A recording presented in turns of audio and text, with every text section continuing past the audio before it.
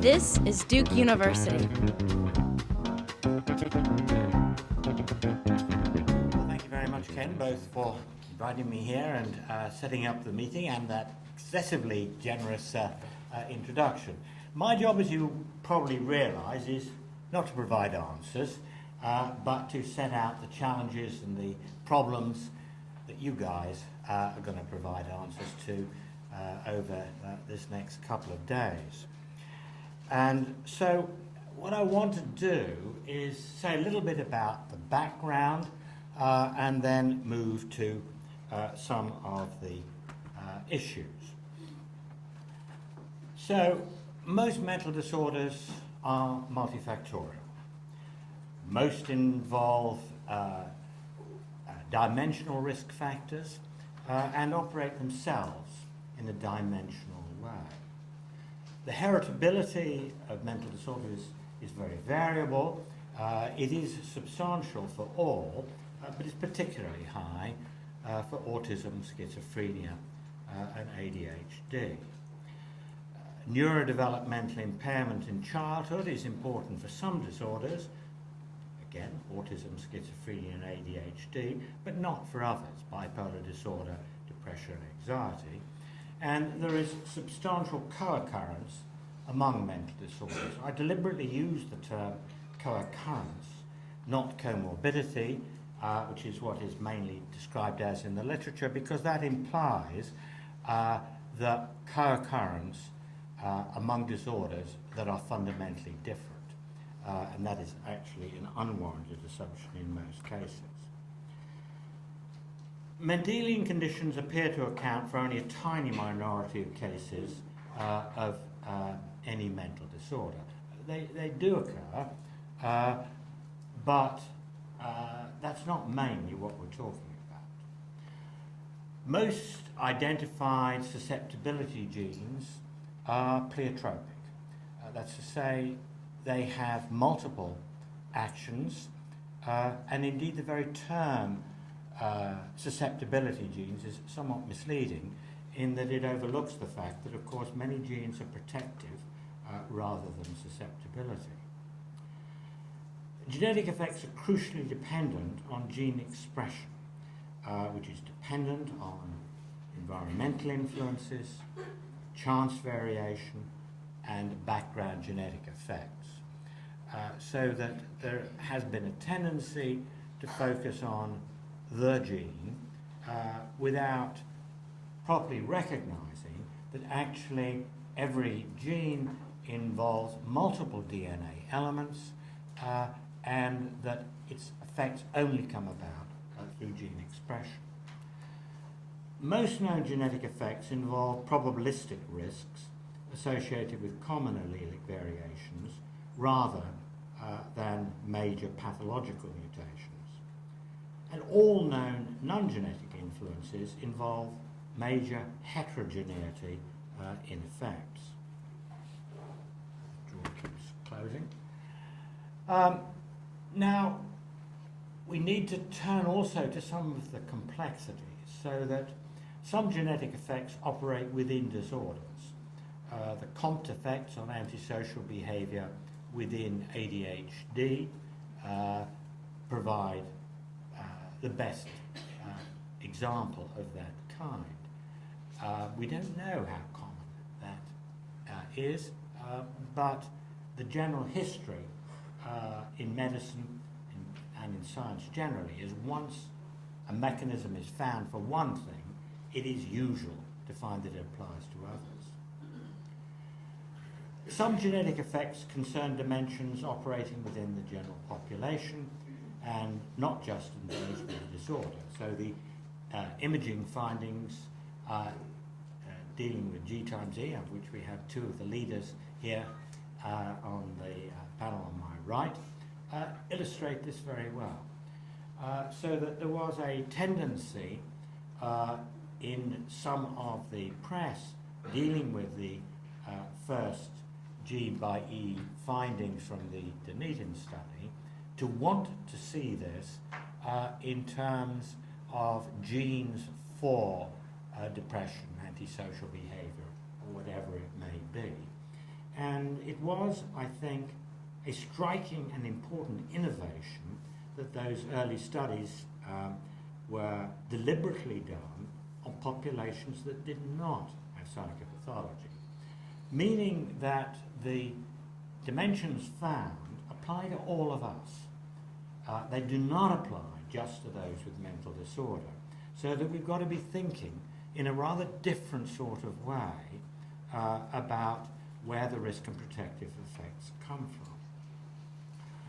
from. Some genetic effects involve genomic imprinting, and some involve transgenerational change.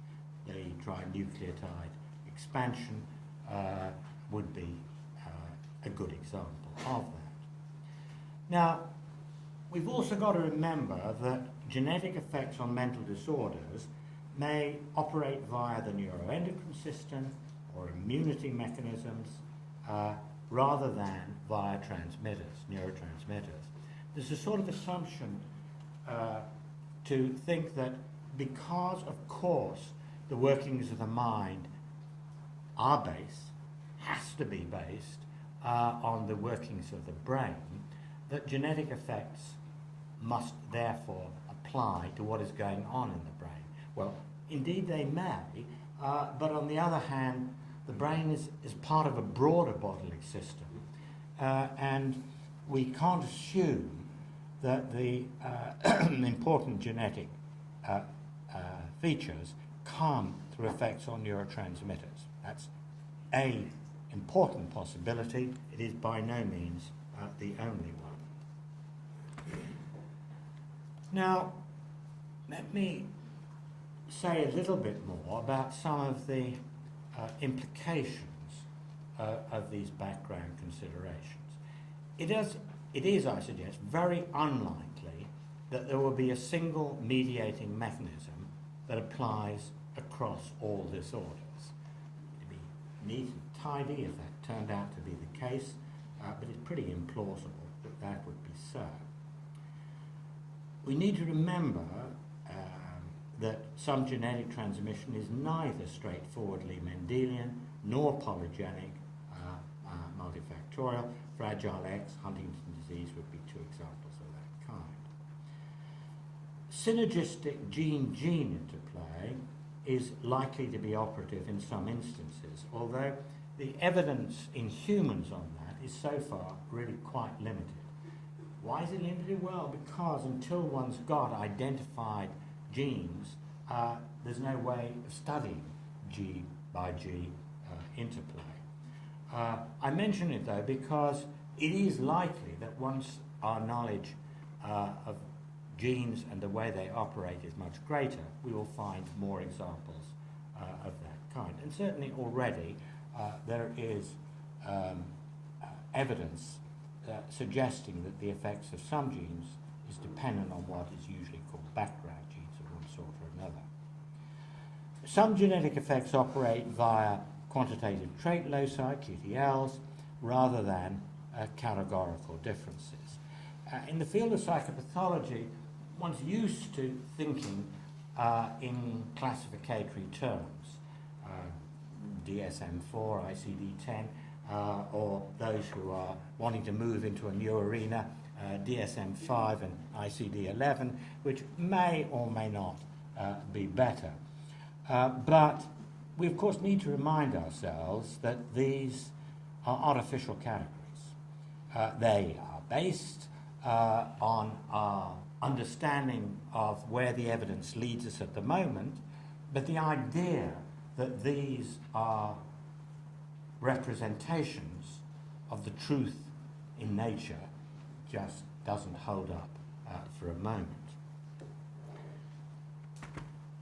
Now, we're talking about gene-environment interplay, and I want to just remind people that there are several different types of interplay that we need to be thinking about. So that if we look at non-genetic effects on gene actions, there are the epigenetic effects on gene expression.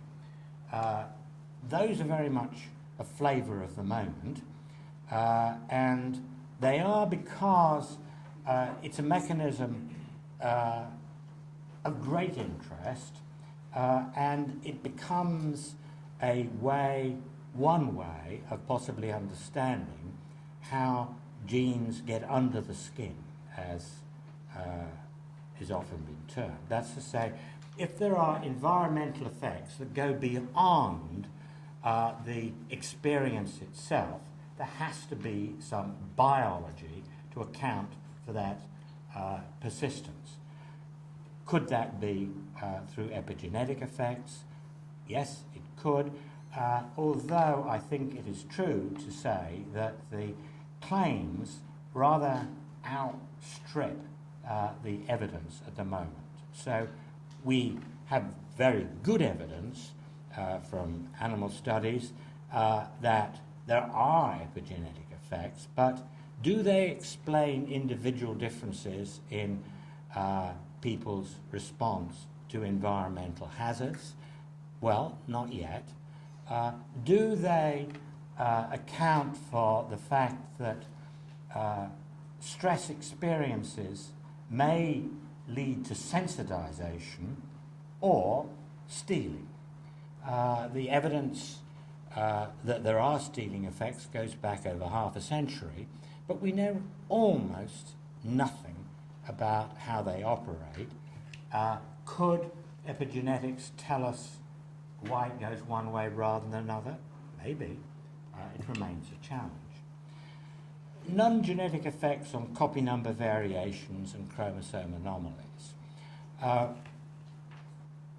The discussion in the literature is all about the excitement of how genes may be operating through copy number variations. Well, that is a very important issue, without a doubt, but one has to say, where do they come from? Why are copy number variations so much commoner in both schizophrenia and autism than they are in the general population? Is that a function of developmental perturbations related perhaps to increased parental age? That's one possibility currently being investigated. But whatever the reality as to whether that provides the mechanism, we still have to ask where they come from. And it is unhelpfully reductionistic to ignore origins only to look at effects. Much the same thing applies to chromosome anomalies, so that with autism, the rate of chromosome anomalies is well above general population norms, but very few of those have any specific effect. But it can't be meaningless that the rate is increased. Why is it increased? Then there is the effects of the environment on variations in heritability. Geneticists have always been at pains to emphasize that heritability is a population statistic and it has no absolute meaning beyond the populations to which it applies. Does that mean that we need to be concerned that particular environments increase or decrease the importance of genetic influences? The findings are, I think, rather contradictory and rather difficult to interpret. On the other hand, I think it is highly likely that there are effects of the environment on variations in heritability. Then we've got genetic effects on environmental risk exposure, so that there is a substantial literature on gene-environment correlations, and there's much discussion of the shaping and selecting of environments. Environments are not randomly distributed. The plenty of evidence of that.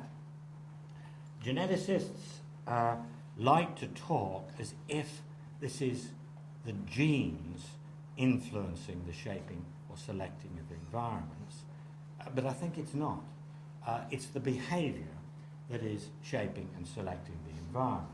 The behaviour will, of course, be genetically influenced, but that is a secondary issue, and one needs to be concerned with which behaviours have which shaping and selecting effects on which sort of environments under which circumstances. So it is a major research agenda, but it is a mistake to assume that this is predominantly genetic. It is secondarily genetic. And then we have gene-environment coaction, i.e. gene-environment interaction, involving environmental moderation of genetic influences and vice versa. And much of the discussion over these 2 days will, of course, be focusing on this issue. It means that the effects of G plus the effects of E summate to more than 100%. And that's one of the few things that Richard Doll got wrong. He has a review paper in which he's emphasizing that it has to be 100% from the two. He was a remarkable man, and he got almost everything else right in his career, but that's one thing he got wrong. And so we have to be concerned with what the implications of that are. Now, are there positive reasons for expecting G times E? Well, there is huge heterogeneity in all environmental effects. This has been shown in naturalistic studies, it's been shown in experimental studies, it's been shown in animal models, it's been shown in human studies, and I know of no exceptions to this huge heterogeneity. With the study that we've been doing, looking at the effects of profoundly depriving Romanian institutions on children adopted into UK families, one thought maybe that is the one exception, that this is such a hugely massive environmental effect, it'll make everybody the same. Not at all. The heterogeneity is striking, and it is maintained throughout increasing durations of institutional deprivation. So heterogeneity is part of biology. So to deny the likelihood of G times E, which there is a group of behavioral geneticists, I'm glad to say, becoming extinct, but not yet extinct, who deny that it happens. In order to argue that, you have to postulate that environmental susceptibility is unique in being the only feature or trait that is outside the influence of genetics. Possible? Well, it seems pretty implausible. The second reason is that genetic influences on adaptability to the environment are central to evolutionary theory. And it can seem to operate today with respect to the development of resistance of organisms to antibiotics. And I was interested in the recent exhibition at the Natural History Museum in London on Darwin. That this was given some prominence.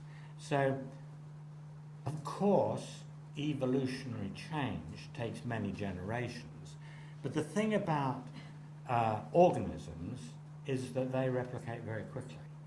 So yes, it is many, many, many, many generations, but in human time, it's very short. So could that be an effect without gene-environment interaction? That's to say, the problem that medicine faces of resistance to antibiotics. Well, again, that seems equally implausible. So that I think we have to start by saying there is a strong biological expectation that there will be gene-environment interactions. How easy they are to demonstrate, how easy they are to test for, I will come to. And the answer is not very different, not very easy. So let me just, as an aside, say why are some behavioral geneticists so resistant to accepting the reality of G times E? Well, they must speak for themselves, I suppose, but as an impertinent Britisher, I will put forward a suggestion. The first is an old-fashioned focus on treating G times E as a statistical concept rather than a biological concept. And there has been a huge discussion in the literature, mainly among epidemiologists, as to which it is. The person who played the key role in this is, of course, Ronald Fisher, who regarded G times E as a nuisance feature where, with a bit of clever jiggery-pokery of modifying the scaling, you can get rid of it. But Ronald Fisher, great man though he was, because he was the father of much of modern statistics, got that wrong, in my view, as he was also wrong about smoking and cancer, where there is a paper in Nature arguing that it's obvious that this is a genetic effect. Not so. Resentment maybe regarding non-geneticists invading their territory. How dare people not trained in genetics get involved in genetics? But of course, there is a good tradition in science of invasion of scientific territories by others. Molecular genetics is the most striking example, where many of the leaders were physicists. They saw this as the key interest in science and came in and did a remarkably good job in putting molecular biology on a sound basis. A stubborn refusal to acknowledge the major efforts in G times E research to test for artifacts and alternative explanations, so that the papers from the Dunedin group have gone to a good deal of trouble to take seriously the problems that these findings might be artifactual, and have done their best to see, could that be so? And lastly, an exclusive focus on epidemiological studies without taking account of either experimental research in humans or animal models. And one of the key messages in science is that there is never one research strategy that provides the perfect answer. It just is not so. And so in gaining understanding, we need to look across. So, is all well in G times E research? Well, unfortunately not. And that will be one of the issues that we will need to pay some attention to the remainder of today and tomorrow.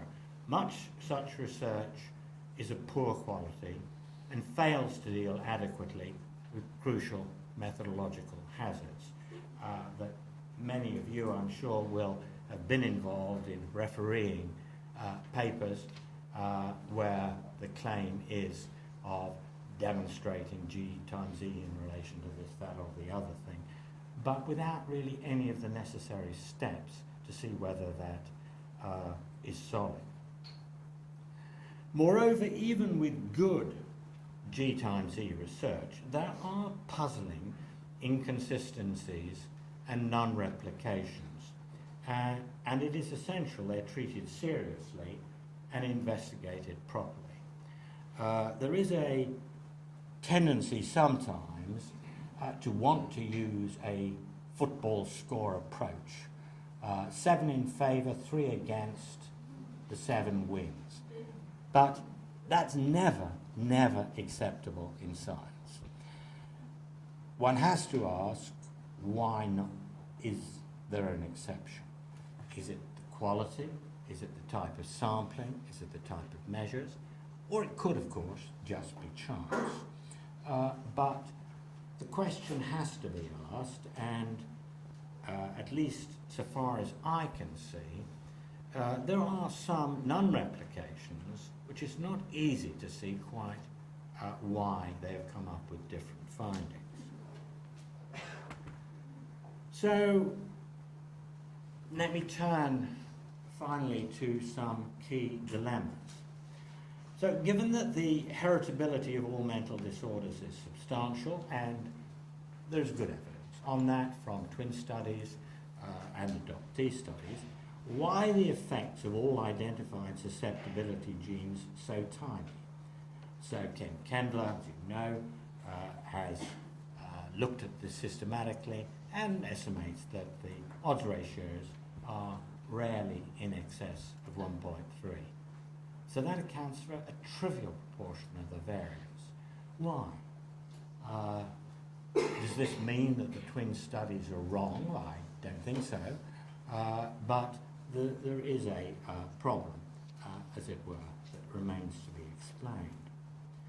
Given that both schizophrenia and autism are associated with a markedly reduced fecundity, why haven't they become extinct?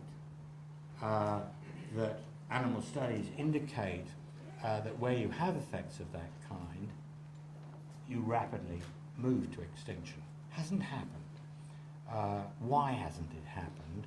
And what are the implications for the sorts of genes which are operating in schizophrenia and autism as distinct from, say, depression or antisocial behaviour? If G times E is both common and important, does it make sense to focus on huge samples? So there are eminent geneticists who argue that it's a total waste of time to use samples of less than 500,000 or so.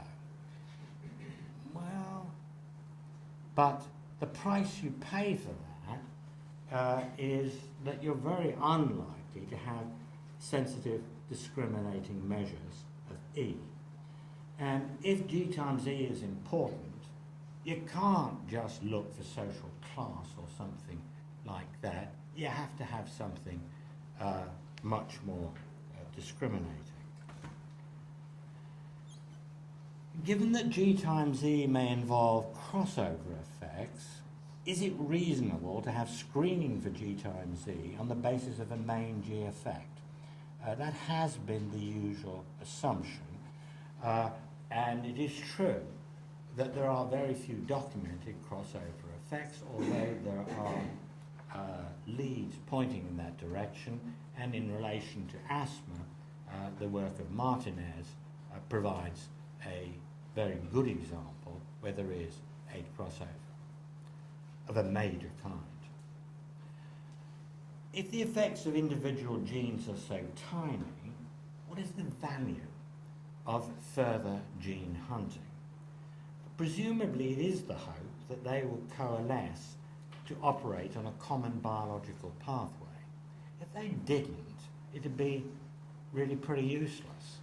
Knowing that there is a genetic effect has no theoretical and no practical value, I suggest, unless you know what the genes do.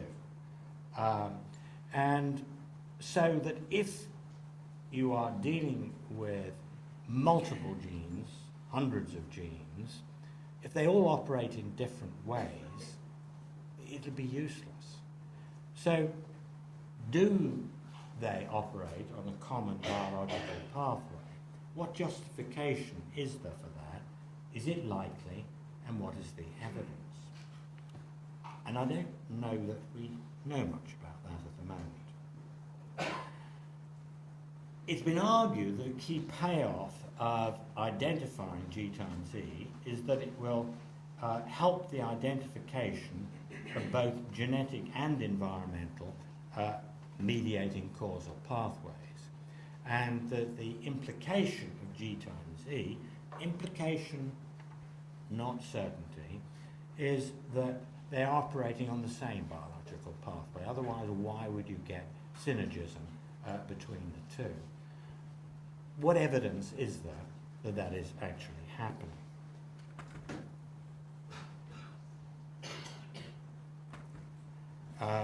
So on that point, let me end. There are other challenges one could put forward, but I guess that's enough to keep us going for the moment. What I suggest in the discussion time available is not to have a broader discussion on these issues, which is what the whole of this meeting is about, but if there are more narrowly focused questions or comments or challenges that people want to put, then I'm happy to take them. So let me finish that point. Produced by Duke University. Online at duke.edu.